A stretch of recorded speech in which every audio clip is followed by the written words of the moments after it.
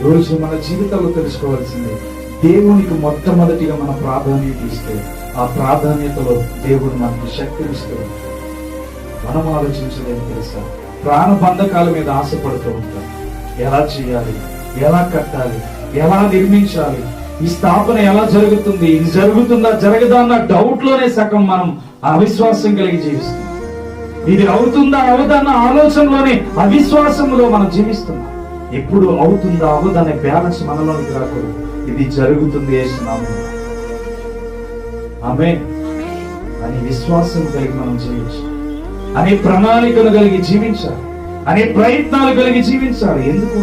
దేవుడు ఒక్క విషయంలో మనకి తెలియజేసేది ఏంటో తెలుసా, మనల్ని ప్రతి క్షణము బలపరచడానికి, మనల్ని అనుభవము ప్రతిరోజు మనతో కలిసి జీవిస్తున్నాడు. అందుకని మీ దేహము దేవుని ఆలయం అని మీరు ఎరుగరా అని చెప్పి మాట్లాడుతున్నారు.